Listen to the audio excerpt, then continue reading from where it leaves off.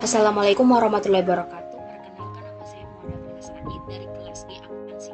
Baik, saya akan menjelaskan pertama-tama tampilkan di sini akan contoh kasus regresi linier berganda. Untuk contoh kasus di sini ada 15. Ada 15 perusahaan dinotasikan sebagai perusahaan A sampai dengan perusahaan O.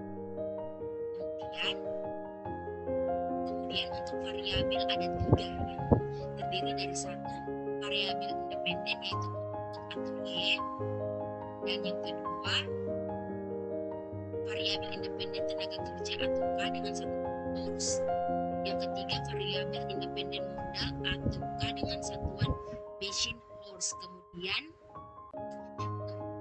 bagaimana melakukan analisis regenerasi linear berganda menggunakan Excel. Pertama-tama kita buka data, kemudian kita klik data analisis sebelah kanan, baru kita pilih yang paling bawah yaitu regression. Kita tulis OK. Baru untuk inputnya kita isi output Y sampai di bawah. Untuk input X kita masukkan tenaga kerja L dengan modal sampai di bawah. Habis itu kita klik OK.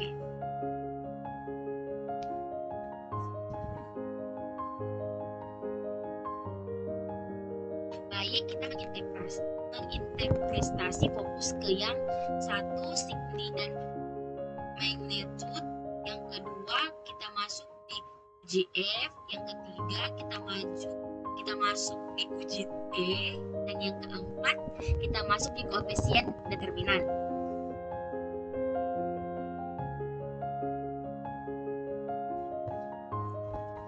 Baik, yang pertama koefisien kita dilihat untuk variabel independen, tenaga kerja dan modal atau kapital di sini sama-sama positif 0,403 kali 0,85. Untuk peningkatan tenaga kerja ini akan menyebabkan peningkatan output akan bertambah secara teori. Kalau faktor lain maka akan meningkatkan modal.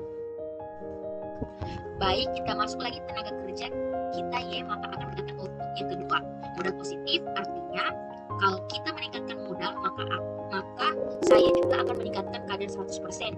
Akan seperti itu, jadi artinya adalah serasa inmax maksudnya bagaimana jika terjadi sesuai teori, contoh antara harga dengan output berdasarkan yang meningkat, output ikut meningkat. Akan dilihat dulu apakah dalam pengambilan datanya itu harus kuat yang jadi baik ini sesuai dengan baik yang pertama.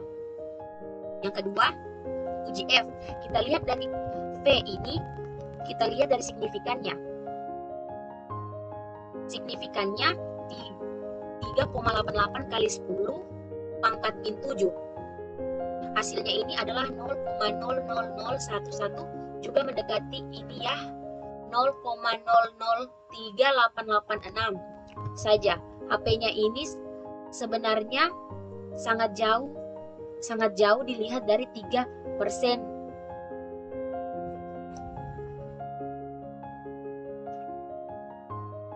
Dari 3%, artinya ini telah di bawah 5%.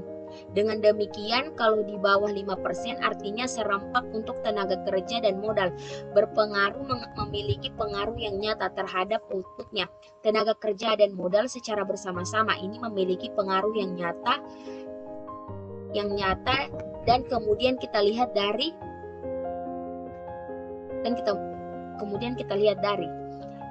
Kemudian kita lihat uji T, kita lihat dari hasilnya.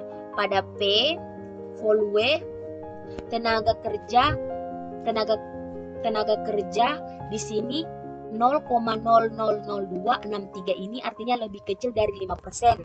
Ini artinya bahwa secara parsial tenaga kerja berpengaruh signifikan terhadap output. Kemudian yang kedua, modal atau kapasitas ini adalah 0,086. Nah, ini untuk modal atau kapital ini adalah lebih besar dari 5%. Artinya dengan hipotesis yang kita sepakati bahwa ternyata kalau seperti ini hasilnya 5%, tapi ini lebih dari 5%, terbesar dari 0,5%. Artinya bahwa secara parsial modal tidak berpengaruh nyata atau tidak signifikan pengaruhnya terhadap output, jadi interpretasinya. Kita masuk yang keempat, yaitu dalam koefisien determinasi. Jadi ini sebenarnya adalah keterkaitan dengan uji F dan signinya N magnitude, karena di sini menunjukkan bahwa modelnya baik atau tidak. Jadi kita di sini R square dan ada adjusted R square, di sini kita lihat dari sumbernya atau koefisien determinasi. Ini telah 0,914, artinya nantinya jadi 91,45%.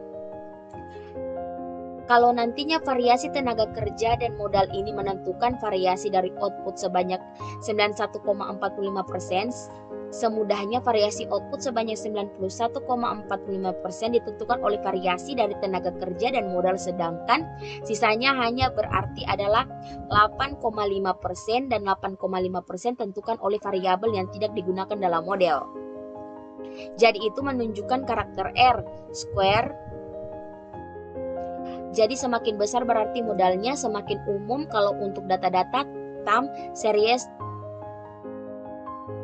TEKI memiliki data-data primer atau data dari lapang, itu umumnya kalau 70%. Itu sudah bagus, jadi begitu interpretasinya.